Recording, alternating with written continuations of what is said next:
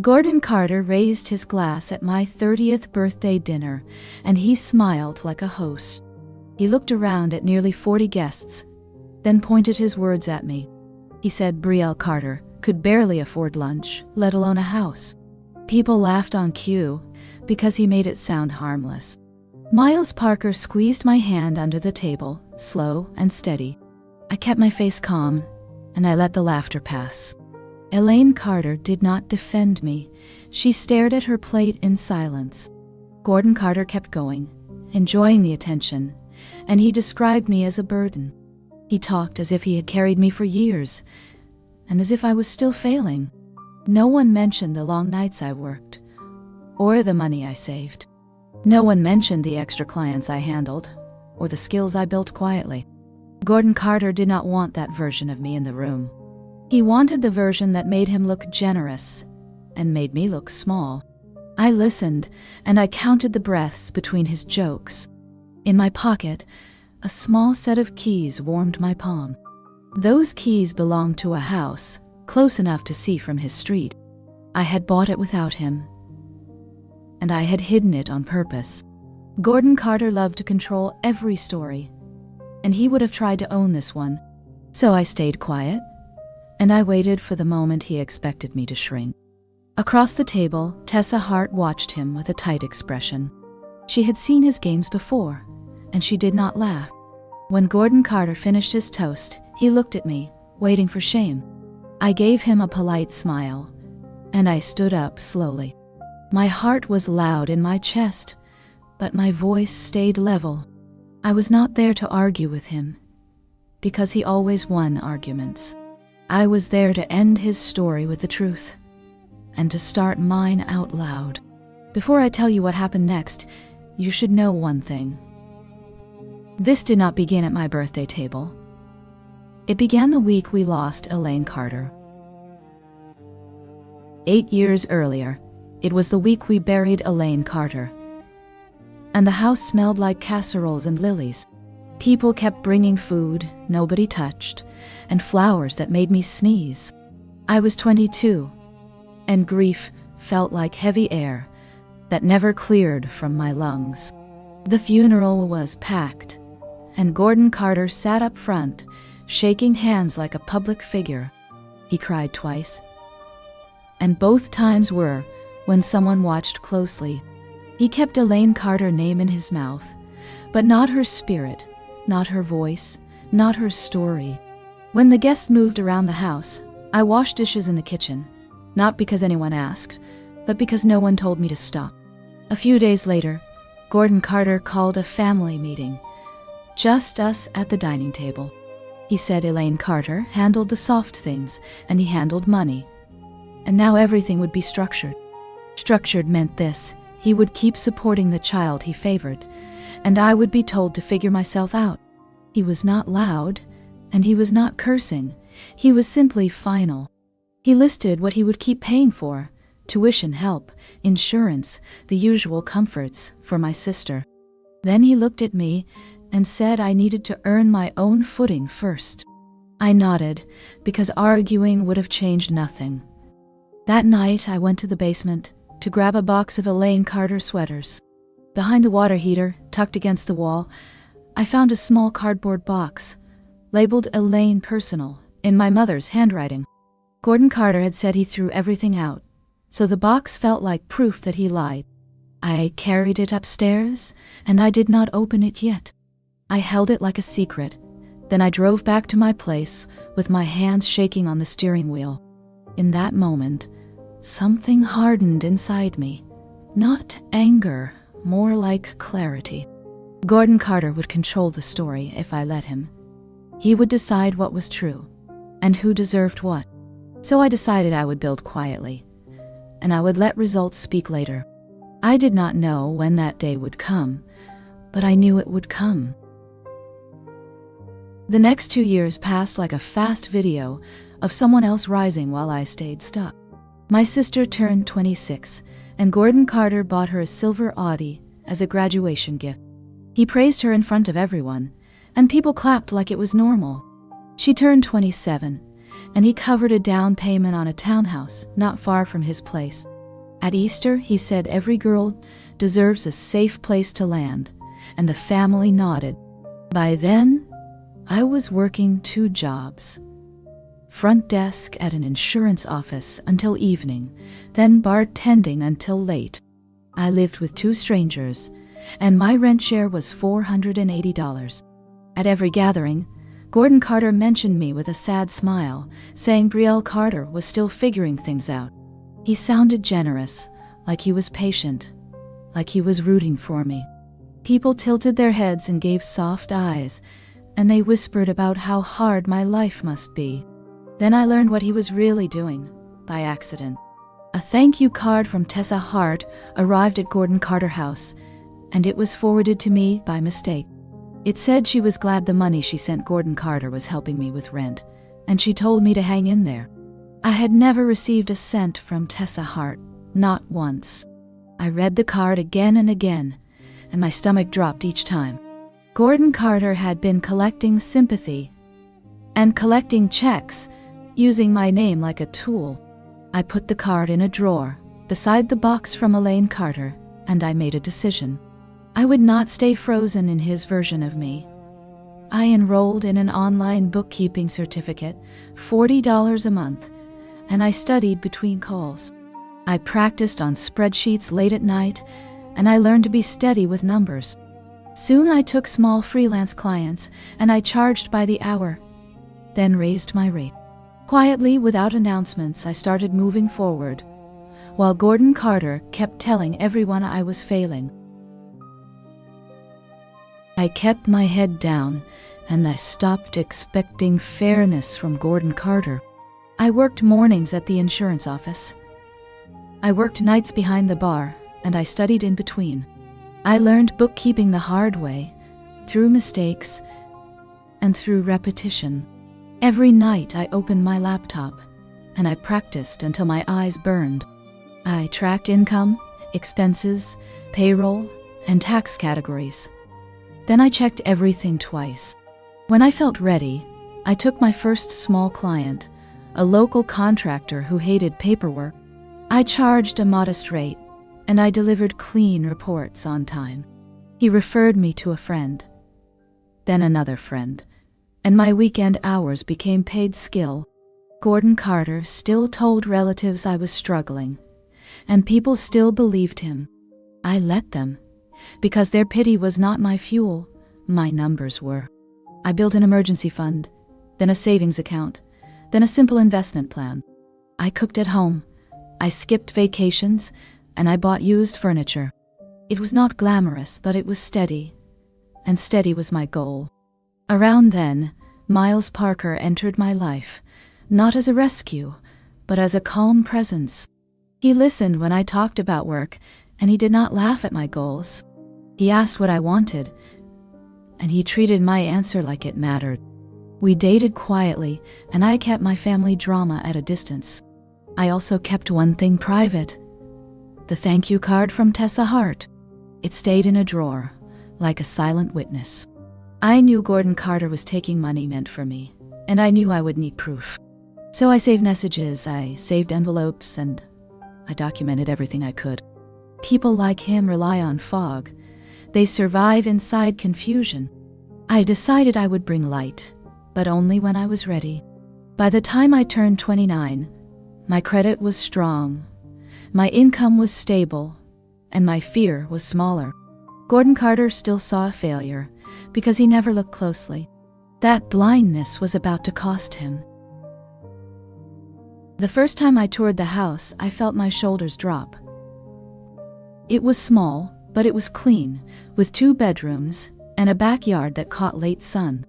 The neighborhood was quiet, and the streetlights worked, and the roof looked solid. I did not need perfect. I needed mine. Miles Parker walked with me, room to room, and he watched my face like he understood what this meant. I ran numbers in my head, then on paper, then again on a spreadsheet. Mortgage, insurance, taxes, repairs, and a buffer for surprises. I did not guess, I planned. The lender asked for documents, and I handed them over calmly. Pay stubs, bank statements, client invoices, and a history of on-time payments. The realtor said I was organized, and I laughed because I had to be. I signed the final papers on a weekday morning, then sat in my car and cried once quietly. Not because I was sad, but because I finally felt safe. I did not tell Gordon Carter, not even a hint. He would have demanded a say, then claimed the win as his own. He would have told relatives he helped me, and he would have used the story to collect more checks. So I kept it secret, and I stored the keys in my coat pocket, close to my skin. I set up utilities. I bought basic furniture. And I moved in slowly, one box at a time. I kept my old room at my father's house untouched, like a decoy. When he asked about my life, I gave him boring details. Work was busy, rent was fine, nothing exciting. He nodded, satisfied, because boring kept him in control. Meanwhile, I kept improving. I added more freelance clients. I raised my rates, and I set clear boundaries. I learned to say no without apology, and that skill changed everything. At night, I read about real estate, and I studied neighborhoods like puzzles. I did not dream of being rich. I dreamed of being unbreakable. By the time my 30th birthday arrived, I owned more than a key. I owned the truth, and I owned the timing. Gordon Carter was about to perform his favorite joke, and I was about to end it. As my birthday got closer, Gordon Carter became louder about my so-called failure. He called relatives, he made jokes, and he framed himself as a tired hero. He said he still helped Brielle Carter with rent, and he said he worried about my future. People sent him checks and they thanked him for being a good father. I learned this through small clues: a careless comment, a forwarded message, a cousin who assumed I knew. Each clue made the picture sharper. Gordon Carter was not just insulting me, he was profiting from the insult. Tessa Hart confirmed it in a quiet conversation when she asked if the money was enough.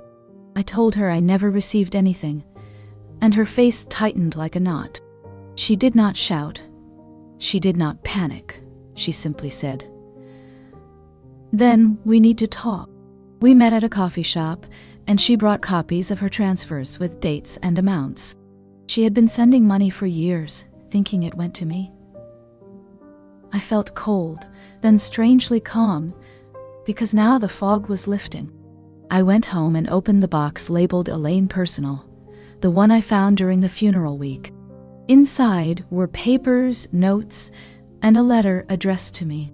Elaine Carter's handwriting was soft, but the message was clear. She wrote that Gordon Carter could not be trusted with money, and she begged me to protect myself.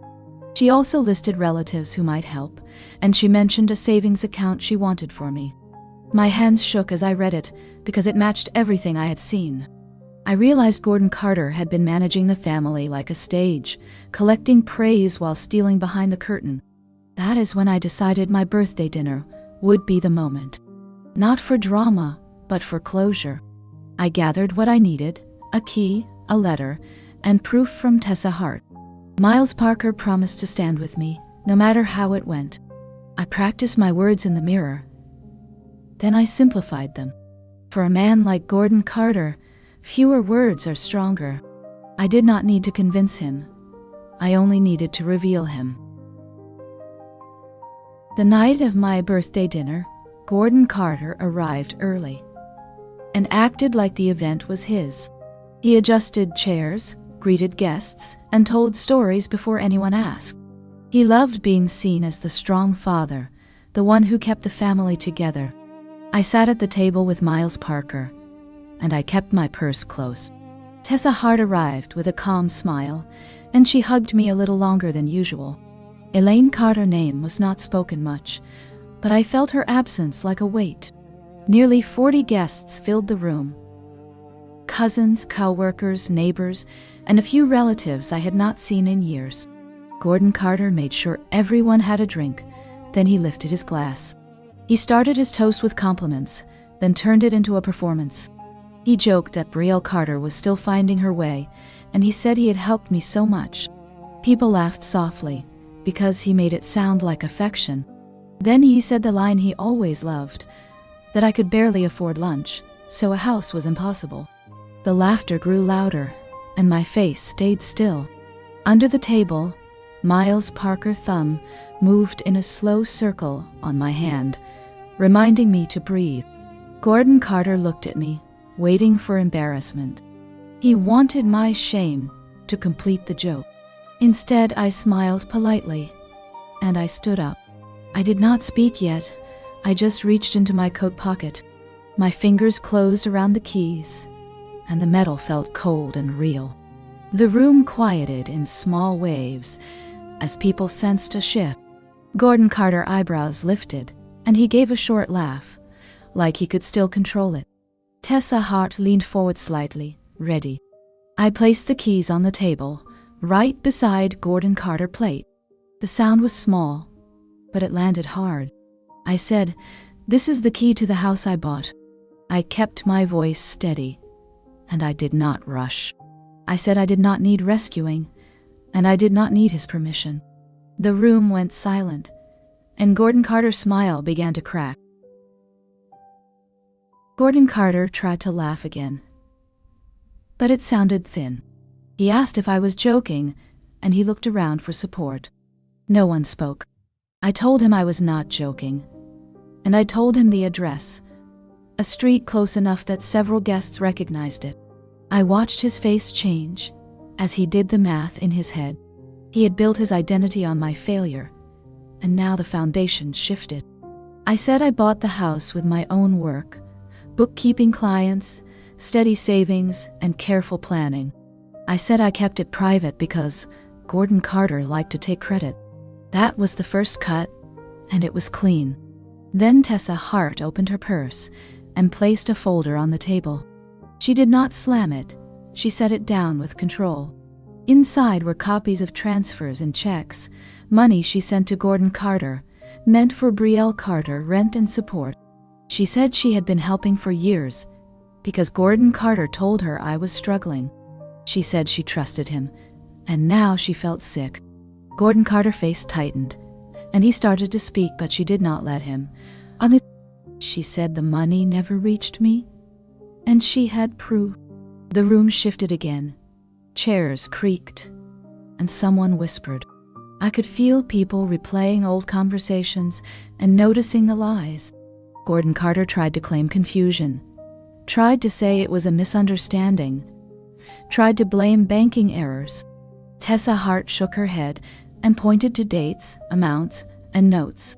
Everything was clear. I looked at the guests and said I did not come to embarrass him. I came to stop the story. I said I was done being used as a reason for pity and donations. Miles Parker stood beside me, and his presence made me braver. Gordon Carter's eyes flashed with anger, but it was mixed with fear. He had no room to spin, because the evidence was in front of everyone. That was when I reached for one more item. The letter from Elaine Carter, and I felt my throat tighten. I told the room I had something from Elaine Carter, and the air changed. People stopped breathing for a second, because her name carried weight. Gordon Carter stiffened, and his jaw set hard. I unfolded the letter carefully, and I read it slowly. Elaine Carter wrote that she loved me, and she saw my strength. She wrote that Gordon Carter could not be trusted with money, and that he would try to control every narrative. She wrote that if anything happened to her, I should protect myself and I should ask Tessa Hart for help. She mentioned a savings account she wanted for me, and she warned that Gordon Carter might hide it. As I read, my hands shook, but my voice stayed clear. The room was silent except for my words, and a few quiet breaths. Gordon Carter tried to interrupt, but a cousin lifted a hand, signaling him to stop. When I finished, I placed the letter on the table, next to the keys and the folder. It looked like a small display, but it was a lifetime of truth.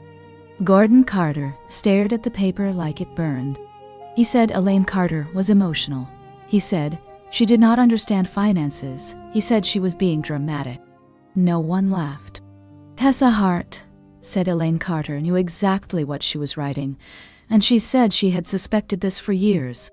A guest asked Gordon Carter directly, where did the money go? Another guest asked about the savings account. Gordon Carter looked around, searching for the old power, but the room had changed. He started to blame me, saying I was ungrateful, saying I wanted to ruin him. I said I wanted to be free, and I wanted my name back. Miles Parker squeezed my shoulder, and I felt steady again. I told Gordon Carter that I had already checked records, and I had already spoken to the bank. I said the account existed, and I said I would recover what Elaine Carter intended. Gordon Carter's mouth opened, then closed.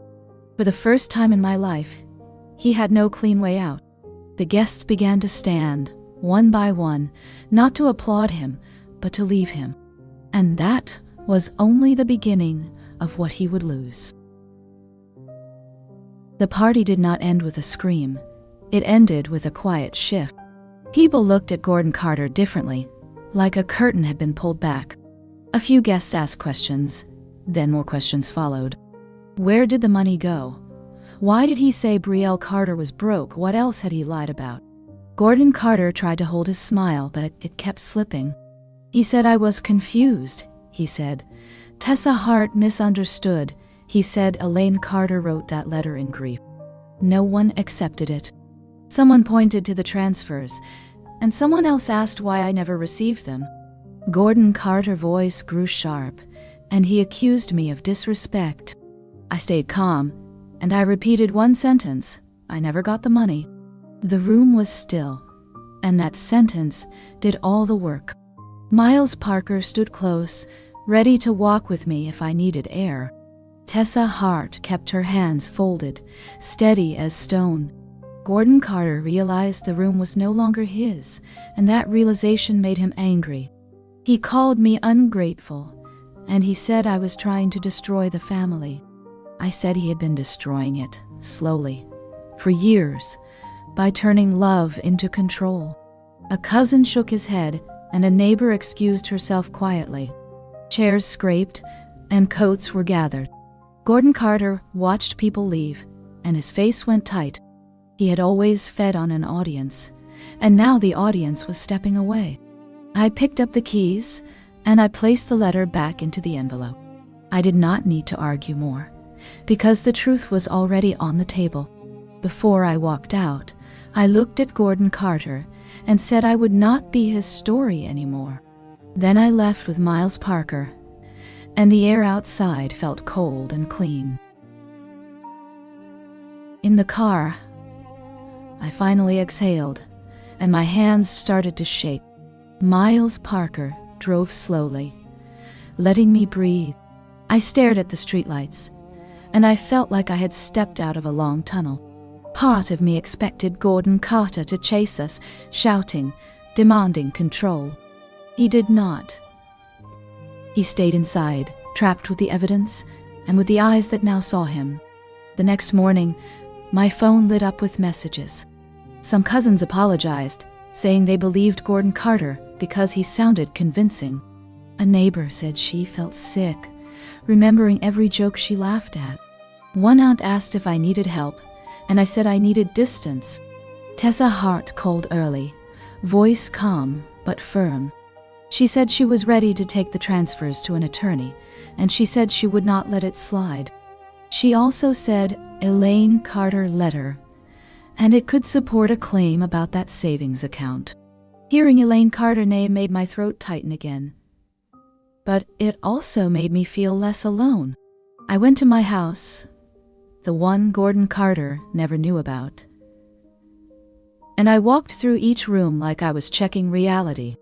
The walls were quiet, and the silence was mine. I made coffee, and I sat at my own kitchen table, staring at nothing.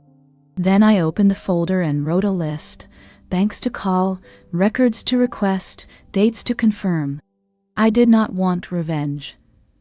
I wanted what was right, and I wanted my life back. Miles Parker sat across from me, and he said we would do it step by step. His voice was gentle, and it helped me stay steady. Over the next week, the truth moved fast because it was finally allowed to. Tessa Hart spoke to relatives, and she showed them the transfer copies. The family group chat exploded, then split into smaller side messages. Some people defended Gordon Carter out of habit, but fewer did as days passed. The pattern was too clear. Money sent for Brielle Carter never reached Brielle Carter, and Gordon Carter had no clean explanation. I went to the bank with my documents, and I asked about the savings account Elaine Carter mentioned. The banker confirmed it existed, and he confirmed there had been activity. I requested statements, and I signed forms, and I kept my voice steady even when my stomach turned. When I saw the withdrawals, I felt cold. It was not one mistake. It was a series of choices. Gordon Carter had taken what Elaine Carter wanted for me, and he had taken what relatives sent, and he had smiled while doing it. Miles Parker came with me to each appointment, and he never pushed, he just stayed present. I also met with an attorney, and I brought everything. The letter, the transfers, and my own proof that I paid my rent. The attorney said I had options, civil claims, and possibly more depending on the details. Hearing that made it real in a new way. It was not just family drama. It was misconduct. I did not want to burn the whole world down, but I would not let it be buried again. That was when Gordon Carter finally called me, voice low, trying to sound reasonable. He said we should talk privately. He said we should keep it in the family. I said the family deserved truth, and I said I would not go back to silence. Gordon Carter called again that evening, and his tone was smooth at first. He said, Brielle Carter, we can fix this quietly. We can talk like adults. I listened, breathing slow, and I let him speak. He said he only took money to cover household costs. He said he meant to pay it back. He said, Elaine Carter would have wanted peace, not conflict. I felt my jaw tighten, because he always used her name as a shield. I told him Elaine Carter wanted truth, and her letter proved it. He paused, then tried a different angle. He said, Miles Parker was filling my head. He said Tessa Hart was overreacting. I said Miles Parker never asked me to fight. He only stood beside me. I said Tessa Hart brought records, and records do not overreact. Gordon Carter's voice turned sharp, and he said I was humiliating him. I said he humiliated me for years, then asked strangers to laugh. He went quiet, then he asked what I wanted. I said I wanted every statement, every transfer, every withdrawal, and every explanation. I said I wanted the savings account restored, and I wanted the donations returned. I told him the attorney was involved, and I would not step back. Gordon Carter sighed, heavy and theatrical, like he was the victim. He said he would speak to the family, and he ended the call without goodbye. Afterward, I sat on my couch, staring at my hands, feeling strangely calm. Fear had lived in me for years, but now it had less space. Miles Parker brought me tea, and he asked if I was okay. I said I was not okay, but I was clear. I've said so cow. That night I slept in my own house, and I felt safe. 2 days later, relatives started reaching out in waves. Some were kind, some were cautious, and some were embarrassed. A cousin, said she, remembered Gordon Carter joking about my rent, and she believed him. Now, she felt sick. An older aunt asked why I never spoke up sooner, and I said fear is quiet, and control is loud. Tessa Hart kept calling people one by one, calm but direct. She showed them the transfers, and she explained how she was misled. The story Gordon Carter built for years began to crumble in a week. A few people still defended him, saying he was stressed, saying he meant well. But fewer defended him after seeing dates and amounts. The family group chat became a storm. Then it became silence. Gordon Carter stopped attending gatherings, and he blamed me for that. I did not respond. I focused on paper trails and on what Elaine Carter intended. At the bank, a manager walked me through the account history. I requested certified statements, and I asked about signatures and authorizations. Each document felt heavy because it was proof of choices, not accidents. The attorney reviewed the file and said the case was strong. I asked what justice looked like, and he said justice is often slow, but clear documentation helps. I left the office, and the air felt bright and sharp. Miles Parker put a hand on my back, steady and warm. He said, I was doing the right thing. I nodded, because deep down I knew it too.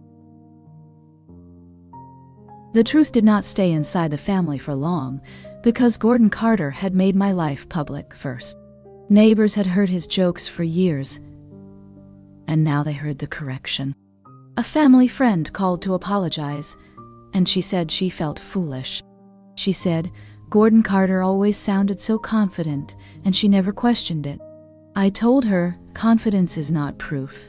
It is often a mask. Another neighbor, said she, saw Gordon Carter cashing checks at odd hours, and she never understood why. Now she understood.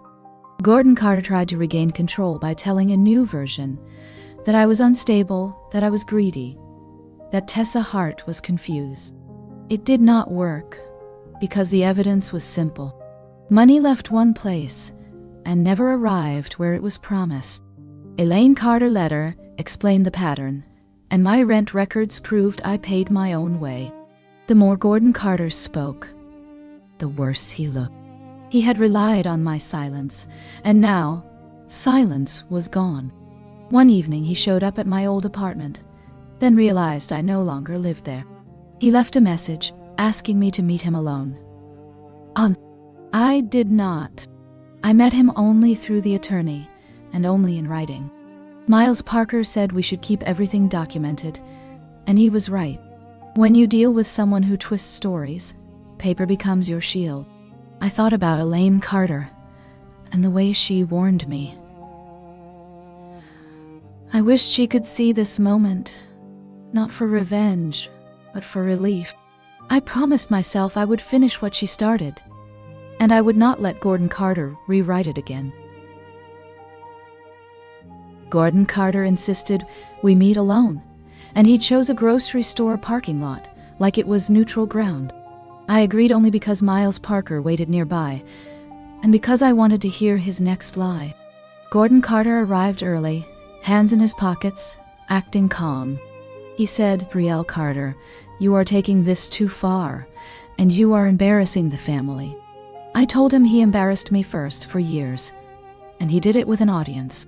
He said the money was complicated, and he had bills, and he planned to replace it. I asked him why he never told me, why he never sent a single dollar, and why he lied to Tessa Hart. He looked away, then said he did not think I could handle money. I said I handled my rent, my jobs, my clients, and a mortgage without him. That made his face tighten.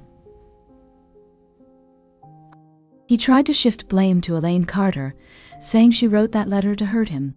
I said Elaine Carter wrote it to protect me, and she was right. Gordon Carter, voice rose, and he said I was ungrateful, and that Miles Parker was manipulating me. I said Miles Parker did not write the bank statements, and he did not forge the transfers. I said, facts do not change because Gordon Carter yells. He stepped closer, then stopped, because he saw Miles Parker watching from a distance. Gordon Carter lowered his voice and offered a deal. He said he would return some money if I dropped the attorney. I told him no. I wanted all of it, and I wanted it documented. He stared at me, then smiled coldly, and said I would regret this. I nodded, and I said I already regretted trusting him. Then I walked away, and I did not look back. That night, Brielle Carter sat at her kitchen table and opened the box labeled Elaine Personal again. The cardboard smelled old, like storage and time. Inside were receipts, small notes, and the letter Elaine Carter wrote to me. I read it slowly, letting the words land without rushing. Elaine Carter said she loved me, and she saw how hard I worked. She said Gordon Carter could smile in public, then take what was not his in private. She said if she was gone, he might use my name to collect sympathy and money. She asked me to protect myself, and she told me to call Tessa Hart if I ever felt trapped. I had read the letter before, but this time it felt different. It was not only a warning, it was permission. Permission to stop being polite, permission to stop carrying shame that was never mine. I looked at the bank statements again, and I matched dates with the transfers Tessa Hart showed me. The pattern was clear, and it made my stomach turn. Gordon Carter did not make one mistake, he made a habit. I thought about the birthday dinner, about the laughter, and about how he waited for me to shrink. Then I thought about the keys in my pocket, and how small they felt compared to what they represented. I was not just buying a house, I was buying distance. Miles Parker sat across from me, and he did not interrupt. He let me read, and breathe, and feel everything. When I finished, I folded the letter carefully and placed it back in the envelope. I told Miles Parker I would not accept a partial apology, and I would not accept a private deal. I said I wanted the truth recorded, and I wanted Elaine Carter's wishes honored. Miles Parker nodded, and he said we would keep moving forward. I felt tired, but I also felt steady. The fear that Gordon Carter planted in me for years was finally losing its grip, and for the first time since Elaine Carter died, I believed I could be free. The next morning, Brielle Carter drove to her house and parked in silence. The sky was pale, and the street felt unusually still. She unlocked the front door, then paused inside, listening to nothing. This quiet was not empty. It was earned, and it belonged to her. Miles Parker followed behind, carrying a small box of files. He set it on the kitchen table, then asked what came first. Brielle Carter said, "The plan comes first, then the feelings can follow." She opened her laptop and created a clean list of steps. She wrote bank statements, transfer records, attorney notes, and a timeline. She added Elaine Carter's letter, and she wrote the account name carefully. She wrote Tessa Hart contact and the dates she sent money. She wrote every detail that Gordon Carter could twist later. Then she made coffee and sat down again, steadying her breath. Miles Parker sat across from her, hands folded, waiting. He did not push her to forgive, and he did not push her to fight. He only stayed present, and that helped her think clearly. Brielle Carter looked around the room and noticed small things she chose. The simple curtains, the clean counter, the quiet hum of the refrigerator. She remembered how Gordon Carter used noise to crowd out questions. Here, she could ask anything, and the walls would not punish her. She called the attorney and confirmed the next appointment. She called the bank and requested one more certified statement. She sent a message to Tessa Hart, thanking her for standing firm. Each action was small, but together they felt like a door closing. Not a door on family, but a door on control. In the afternoon, Brielle Carter walked into the backyard and stood in the sun. She let herself feel grief for Elaine Carter, without turning it into guilt. She let herself feel anger at Gordon Carter, without letting it steer. She promised herself she would not return to old patterns. She would not explain her worth to people who enjoyed denying it. She would not accept private deals designed to erase evidence. When she went back inside, she locked the door again, and the click sounded final. Miles Parker smiled softly, and Brielle Carter finally smiled back, because this life was hers to protect. A week later, Brielle Carter sat in a quiet office and signed a formal demand letter.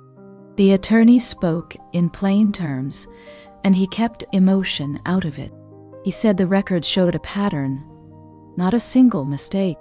He said the transfers from Tessa Hart were documented, and the bank statements told the same story. Brielle Carter listened, then asked one question. Can Gordon Carter still twist this? The attorney said, paper is harder to twist when dates and amounts line up. Miles Parker sat beside her, calm and steady, and he let her lead. After the meeting, Brielle Carter sent a copy to Gordon Carter through proper channels. She did not add a personal note, because he would use it as a weapon. That evening, Gordon Carter called again, but Brielle Carter did not answer. She let the attorney handle contact, and she kept her own voice for healing. Tessa Hart texted her that relatives were finally connecting the dots. People remembered Gordon Carter's stories, and they saw how convenient they were. Brielle Carter did not celebrate. She only felt relief. She had carried a false label for years, and it was finally peeling off. When she went home, she made a simple dinner and ate in silence. Miles Parker asked if she felt guilty. Brielle Carter said guilt is what Gordon Carter trained into her, but guilt is not truth.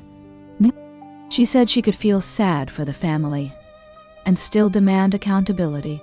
That night she slept well because she knew she was no longer alone. 2 days after the letter arrived, Gordon Carter showed up at Tessa Hart house. He tried to speak fast, and he tried to charm his way out. Tessa Hart did not invite him in. She stood at the doorway, and she kept her voice flat. She told him she had proof, and she told him she was done being manipulated.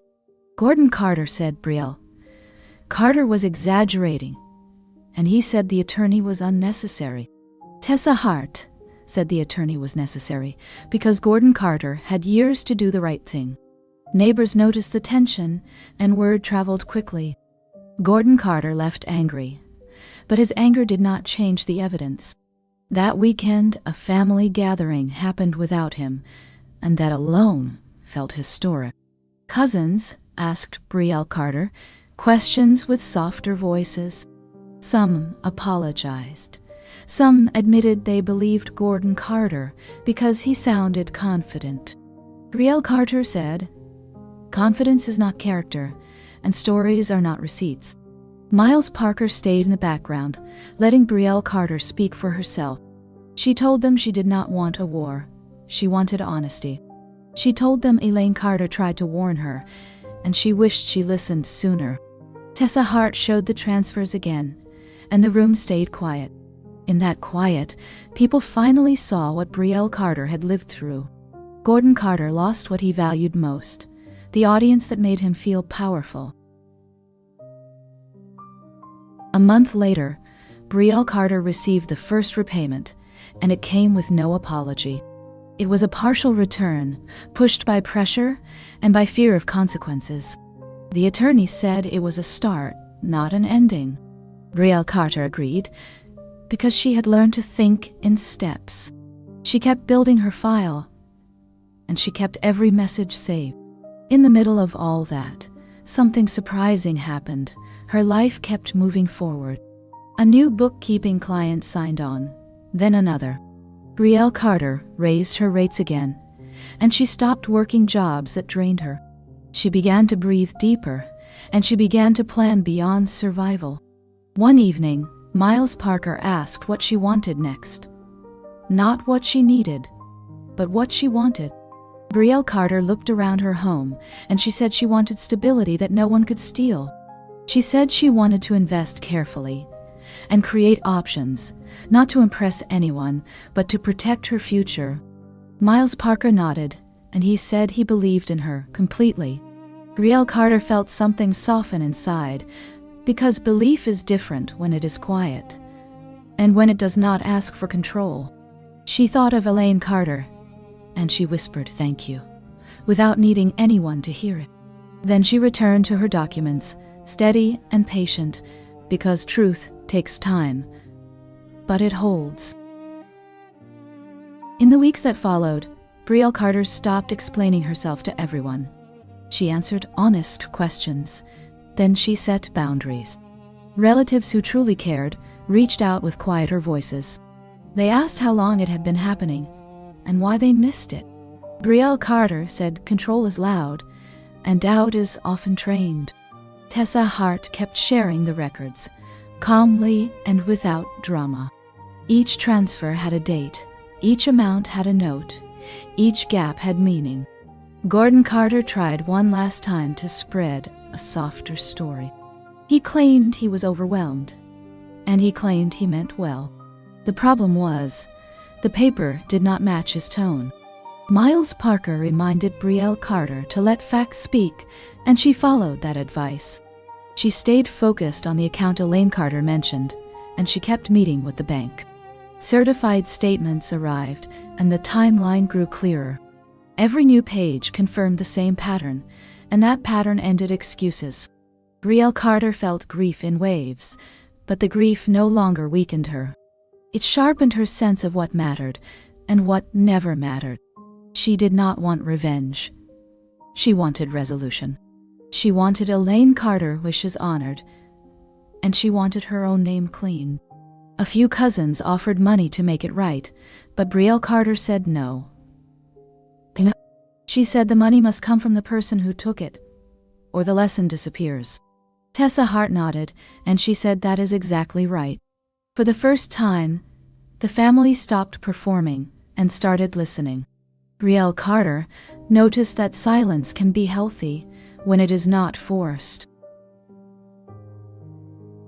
Gordon Carter eventually sent a message through the attorney, offering a larger repayment. The offer came with conditions, and that told Brielle Carter everything. He wanted quiet, he wanted secrecy, he wanted the old power back. Brielle Carter refused the conditions and asked for full transparency instead. She said repayment without truth is only another lie. The attorney supported her, and Tessa Hart did too. Gordon Carter then tried a different tactic, a personal apology. He asked to meet, and he said he missed his daughter. Brielle Carter felt the old pull of guilt. Then she recognized it. It was the same hook he used for years, and it was not love. Brielle Carter agreed to speak only with witnesses present, and only with clear rules. Miles Parker came with her, and Tessa Hart joined them. They met in a quiet public place, and Gordon Carter arrived looking tired. He said he was sorry for how it looked, not for what he did. He said he did not realize the damage while describing the damage in detail. Brielle Carter listened, then asked one direct question. Why did you lie to Tessa Hart? Gordon Carter looked away and said he thought he could handle it later. Brielle Carter said later is what he promised every time, and later never came. She said, Elaine Carter warned her, and Elaine Carter was right. Gordon Carter tried to cry, but the tears came and went too quickly. Brielle Carter said an apology without accountability is not an apology. She stood up, thanked him for showing his truth, and walked away. Miles Parker stayed beside her, and she did not feel guilty. After months of paperwork, repayment began to arrive in full amounts. It did not feel like winning. It felt like breathing again. Brielle Carter used part of the recovered money to stabilize the account Elaine Carter intended.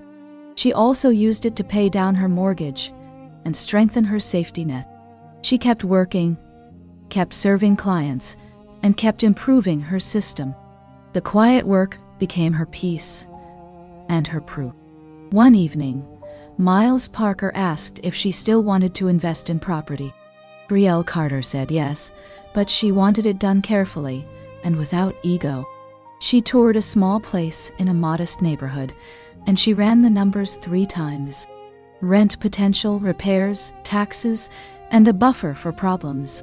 She did not rush, because rushing is how people get trapped. When she finally bought the second place, she did not announce it to the family. She told Tessa Hart, and she thanked her again, because loyalty like that is rare. Tessa Hart smiled and said Elaine Carter would be proud. Brielle Carter felt her throat tighten, but she held steady. She realized her life was no longer about reacting to Gordon Carter. Her life was about building a future he could not touch. She cooked dinner in her own kitchen, and the silence felt warm. Miles Parker put his arms around her, and she let herself believe it. Some families break you, then blame you for bleeding. Brielle Carter chose a different ending, a calm life built on truth and protected by boundaries. Years after that birthday dinner, Brielle Carter could still remember the sound of laughter and the moment it stopped. It was not the keys that ended the old story. It was the truth that followed them.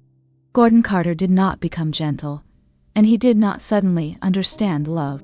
He simply lost access to the stage, and that loss changed everything. The family stopped repeating his lines, and they started asking real questions. Some apologized with sincerity, and some stayed quiet out of shame. Brielle Carter accepted what felt honest and released the rest. Elaine Carter, letter, stayed in a safe place, not as a weapon, but as a compass. It reminded Brielle Carter that warning signs are real, and that peace is not the same as silence. Tessa Hart stayed close, steady and protective, the way Elaine Carter hoped someone would be. Miles Parker remained what he had always been, calm, supportive, and consistent. Brielle Carter kept working, kept learning, and kept building. The houses mattered, but not because they were trophies. They mattered because they were proof of stability and proof of choice. The real victory was smaller and deeper. Brielle Carter no longer needed Gordon Carter approval, and she no longer feared his disappointment. She learned that some parents say you will never make it because they cannot stand the idea that you might. She learned that control often hides inside jokes, and that public shame is never love. If you are listening to this, and you have been treated like a burden, remember this. You are allowed to grow in silence, and you are allowed to speak when you are ready. You do not owe anyone the version of you that keeps them comfortable. Brielle Carter once sat at a table and swallowed her pain, because that was what Gordon Carter expected. Later she stood up, placed the truth on the table, and walked out into her own life. That is the ending that matters. Not the apology she never got, but the freedom she finally kept.